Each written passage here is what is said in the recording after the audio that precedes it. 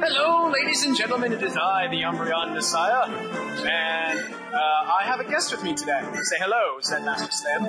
Hey! Alright, well, that was a crummy introduction. Those of you who don't know, Zenmaster's actually been following me. Which Zelda video was it? I can't fucking remember. It was sometime when you were doing, Oracle Seasons or something. Oh, okay, Seasons, alright. Well, anyway, he's been watching since then, so... Snap of Seasons. I decided that I was going to try something a little different for this Let's Play, so I brought I hesitate to say friend, because I'm pretty sure Zen would stab me rather than save my life. So... I don't know. And anyway, welcome to Chapter 8, Vortex of Strategy. So, Zen, you know what about Fire Emblem? Nothing? About that. Just what you've seen, right? Hey, what? You have been watching, right? Yeah, I mean, I saw you doing a Let's Play, I was like, fuck yeah, I can finally actually see what this game is about. Okay, well. Right. With someone confident playing it instead of my derby ass. I'm so confident, yes. I didn't really tell anyone this, but Fire Emblem was actually one of the first games that I played before I bought it. I usually don't do that shit. I do it all the time. Yeah, well, I'm a pirate. You're a strange little individual, you are. So in any event, I played this game before I bought it, so... I should be explaining what's going on to you, or just summarizing it, I guess. Anyway, so they've left Catholete, and they're heading off to Kalen, and they get stopped by these guys, and Ninian and Nils save, Lindis from being impaled on an arrow. And this is where we learn about siege weaponry. Yeah! Oh no! Yeah, it's not bad in this chapter because there's only one of them, but artillery. They get pretty bad late in the game, especially if you don't get specific items for your flyers or anyone else who's weak to arrows. Oh yeah, as Satan's saying right here, I shouldn't send Rainbow Dash to the front line. Eviscerated.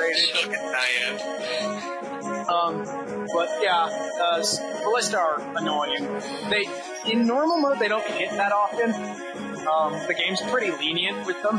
And again, there's only one of them in this chapter, so they can't like double team you and take you down in one shot. Like what Will's saying, it's just a really big bow, right? Yeah, it's just a really big bow. That's how things work, right? Oh yeah, this is also a chapter where you can't use Matthew. He tells you ahead of time that he can't join you, so if you need anything off of him, take it now. And I did that already, and I think I showed that, yeah, I've taken all of Matthew's stuff off. Unfortunately, like a moron here, I'm going to give that Iron Lance on Earth to Kent. And you're going to see that's going to actually bite me in the ass a little bit later. Okay. You'll see why. So you should explain to everybody how we're doing this, just so they know why you're seeing the future. Oh, hang on. Yeah. Well, I'm just doing it that way because I'm trying something different here. There's also something else that will be introduced in this chapter. It'll be really quick, but it's what got me my first death on this chapter. The only reason there isn't going to be a fail reel is because, like I told you, the fail reel looked like it was from outer space. Space! And anyway, this is explaining how Ballista works. Essentially, you just put an archer in it and then ride it. I don't know why you ride a Ballista. Shut up! Someone else is correcting me. I don't care about how Ballista actually it's like a car that shoots giant arrows. Essentially, yes. Fire Emblem Ballista, I don't know if they're based off any, like, factual ballista, but they literally are just a giant bow and arrow on wheels. I don't know if that's accurate or not, but... I don't know. Sounds kind of accurate. Anyway, as you can see, the battle has started while I'm rambling. And I'm moving everyone into these really awkward positions. I put Lucius in that forest there because... the Ballista will actually target the closest character it can with the lowest defense, but it won't take into account their chance to dodge it, so it'll just waste arrows continuously. No, I thought this was gonna be like advanced wars. I moved Florina up there, and it may seem like a dumb idea, but the Ballista can't actually reach her where she is, and I'm moving her into a position where she can get free hit. You see, it's gonna try to attack Lucius, miss horrendously. And then this mage is gonna come up and get completely destroyed. Watch this. You missed. So much for the weapon triangle. Yeah, fuck the weapon triangle. Who needs it, right? Lucius can just take on anyone. And this guy's gonna try and take a chunk out of out of Kent here. As you can see, he can actually deal a lot of damage. Shamans are really powerful, but enemy shamans suck. So, I can't wait. Like, I personally really can't wait till I get my own shaman, but that's not for a long time. Oh, and Lucius is just gonna do some work here. Just watch. Just, oh god. The crit. Oh god. There is no kill like overkill. And there's a level up. Unfortunately, I didn't... This is probably the best level up I got in the chapter. That sucks. Yep, and I'm moving Ken over there to get to that village so he can get what's in it. And that's where the second new thing in this video will crop up. And of course, I'm moving Rainbow Dash into that corner for a reason, as you'll see shortly. And of course, why have Kent do what Sane can do better, right? It always amazed me how those two are exactly the same, but turned out so different later on. Well, Sane's a little less skillful than Kent, but I just love him because he's a fucking powerhouse and will wreck shit if you let him. I thought you were going to say because he was a dork. Oh no, Dorcas has his uses. Don't worry, he'll be getting used. Don't. Dorcas. Good on Dorcas. You see, I'm using the wall right now, so people can't get Yeah. He's got a million uses, that one. Dorcas, whoa! Alright, and this is... I don't know if... I can't remember if they did this in the last chapter. I'm pretty sure they did. But they stopped making call-outs for it later in the game. There is a thing in Fire Emblem where even if you kill, like, some of the enemies that are on the screen, and, Lynn's gonna get the Monty Cuddy crit here, which is freaking sick to watch. I love it. But what happens a lot in Fire Emblem is after you've killed a bunch of enemies, more spawn to take them on. So why don't you just grind the shit out of them? Well, that's what I sent Flora at the bottom corner to do. She's going to intercept all of the reinforcements and tear them down. Ah, I'm smart. Okay, and no, it misses her this time. Not that I've done this 100 times already. How much does a ballista do? About 10. It depends on who it hits, because it is based on the... Hang on. More important things are happening right now. Like... Dorcas smashing! I always love his attack animation. Oh! It's like, he just falls over. Gravity ain't got nothing on you. Gravity is Dorcas' bitch. Everything is Dorcas' bitch. I am Dorcas' bitch. Wait, what? So yeah, right now I'm just trying to decide who I want to use to kill these last few guys, and I picked Sane for this one. Because, you know, I love Sane. Sane is awesome. And, so, you know what's really funny? What? I don't remember if there's another Fire Emblem game you get to use a soldier in other than Fire Emblem 9, but those guys with the spears and the shields, you actually get to use one in one of the Fire Emblem games, and they're pretty cool. But anyway, this is me trying to decide who to take this archer out with. I do this a lot, and it kind of saddens me that I do it. What? Like, decide who gets the XP? I try to level my guys appropriately instead of just smashing face with whoever. Well, yeah, that's the kind of the problem with games like this. It's not like the fuck was it, Advance Wars, where you can just try mid-tanks in the guy's face and blow everything up. That's why this game really kind of appealed to me when I saw it. It's like, ooh, it's like Advance Wars, but RPG. Yeah, Advance Wars, but RPG, and your units aren't expendable. And there is Sarah with her human juices for the man, Dorcas. Hide behind me, baby. I've got action to do. Okay, and here's what the second new thing that this chapter introduces is. Remember how you were saying fuck the weapon triangle? Yeah. Well, there are literally weapons that do that. The Lance Reaver. Oh!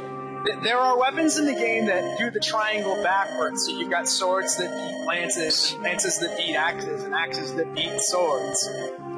And the cool thing about these is that the old man just gives you it. they're sort of treated like an opposite weapon. So if you bring an axe against the Lance Reaver sword, you win. You bring an axe to a Lance Reaver fight. And see, we're giving him that Iron Lance kind of kicked me in the balls. Why didn't you get rid of one of the voluntaries? Well, no, because vulneraries are things I don't like spending money on. What can I say? It's a little bit more expensive. And now we get to see Florna do work. Completely wrecks these guys. Oh. I love it. Florna was the person that kept dying in my main storyline.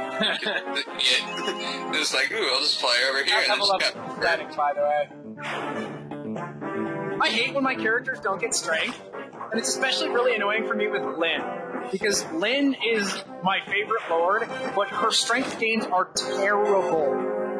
I ended the game once, and she didn't have 11 strength. That sucks. Yeah, it does. That looked like it hurt. Yeah, that's the one time the ballista will actually hit someone.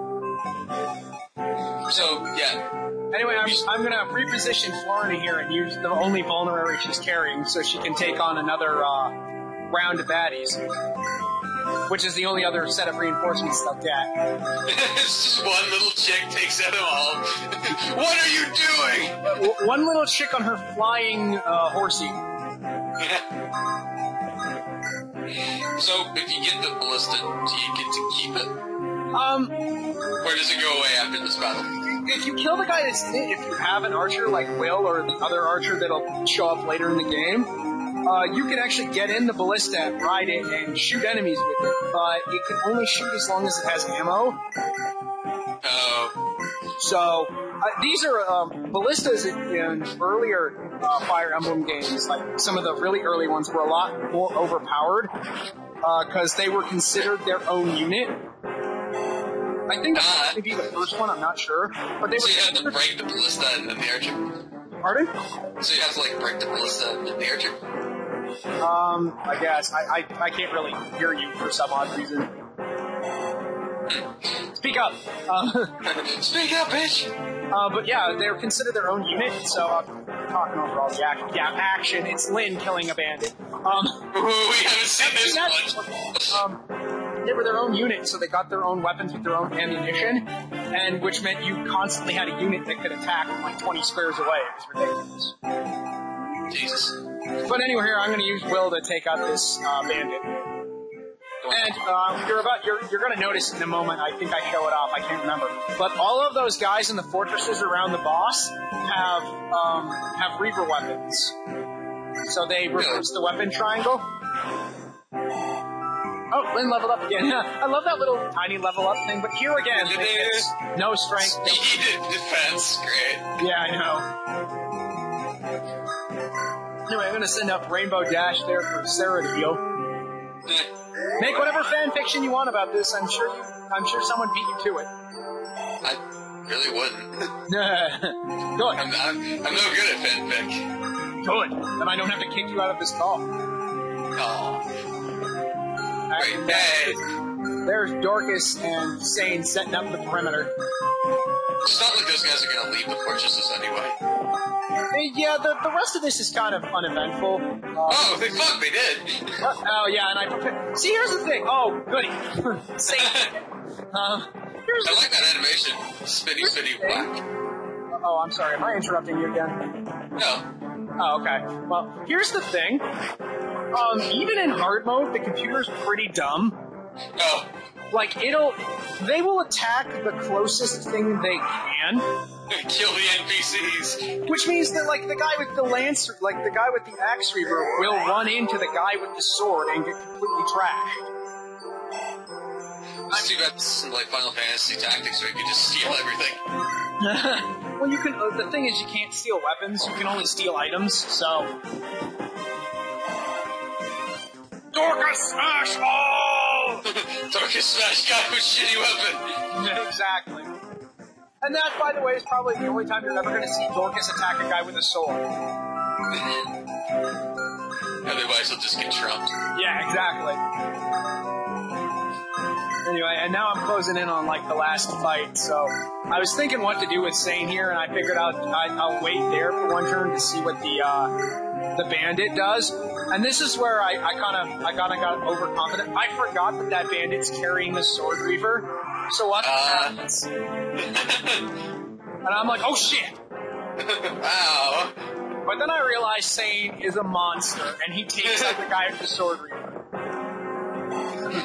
I don't need that. Neither do you. Yoink. I don't need any help to kill you. So yeah, even the boss is carrying a reaper weapon. Which is really dumb. Because I have an armor slayer on and only one guy uses axes. Yeah, exactly. So I have it's Dorcas and he can just throw his shit. So I have this friggin' armor slayer on Sing. And he's got an axe reaper, and it's like 40% chance to hit me, so I'm gonna tear this guy apart, right? Yeah. Well, so I deal the 19 damage, and he actually friggin' hits me. Clonk, clonk, clonk. Walks like a tank. Goosh, goosh. Well, he's a knight, that's kind of what they are. Do you ever get a knight? You do, later, actually. You only get one, though. Is he any good? For a knight, yes. He's very raising up. Here I was trying to find a way to finish this guy off with Lorna, and I decided I was actually going to give Will a little bit extra experience because he didn't really get a lot. And I also tried to use the short bow to kill Yogi, as you will notice the boss's name. Exactly. I tried to use the short bow to finish him off, but of course I didn't get the crit I was fishing for, so... Crit fishing? Crit fishing! Better than fly fishing. Yeah. This time. So, yeah, I didn't get the crit I was looking for, so I sent Florin This after. guy's just taking a fucking beating. Yeah, and he gets finished by Rainbow Dash. And that's the end of the chapter, but then we get the story beats, right? That's what everyone's really watching this shit for. They want to know what's going on. They want to hear your ridiculously silly voices. Look at that level up! Yeah! Terrible! A whole extra HP. Oh, God. So, yeah, this is and Ken voices that he has a slight problem, as you'll notice. We're not fighting the bad guys. We're fighting my friends. And family. Dun dun dun, no. Thank you, Boone. No, it's not quite that simple. As you'll see after they leave, we have our little thing with Nils and Ninian. But this gets boring for a little while, until Matthew shows up. It was always boring. Until Matthew shows up, it's kind of lame. Whiny children, who you make sound even more whiny when you do the voices. Hey, Matthew. So now we have something to talk about. Matthew comes with a lot of news because he's been, snooping around, and none of it's any good. You're not gonna like this. He's really unwell. He's incredibly unwell. That wasn't a lie. But there's a reason he's unwell. You gave him mono. Which we already kind of knew because we saw that. This is just for the party to find out that Lundgren's been poisoning him. Now you know it in character. Everyone, all the villagers are too unafraid. And here's the thing, Lynn's from, the plains, right? She's a nomad. She's kind of there. So she doesn't get all of this, politics and stuff, so she doesn't get why none of the villagers are standing up to Lundgren, right? It's not like he has knights or giant tanks of axes or something, no. Well, he might as well have tanks, he's got knights. Yeah, exactly. He's got neo-tanks. So yeah, Kent points out the obvious. Thank you, obvious Kent. So basically all this is kind of a summary of why no one has stopped Lundgren, why there's no one loyal to Kalen left, and why we're going to have to do what we do in the next chapter. Also, it turns out that, as it turns out, Lundgren has marked us imposters and Sane and Kent as oathbreakers.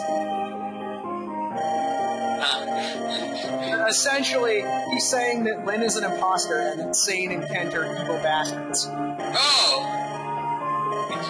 Good job, guys. As you can see, Kent doesn't take it very well. Kent doesn't take any of it. No, wait. Yeah, Kent doesn't take anything well. So we don't really have much of a plan, so eventually what ends up happening is they stumble upon the idea to go back and get some help. But who possibly could help us at this point? I honestly have no fucking idea. Well, you're about to see. They will spell it out quite obviously for you. Matthew's got a plan. You have been branded as oath breakers after all. Elwood! You remember Elwood, right? Sort of. He was the guy who saved Indian. Oh, that guy! From 2 videos ago. Come on, man. But it's been like a fucking month and a half. What do you want? Oh, piss off. You've been sick with kissing disease. Oh, thanks for that. Anyway, that's the end of chapter 8.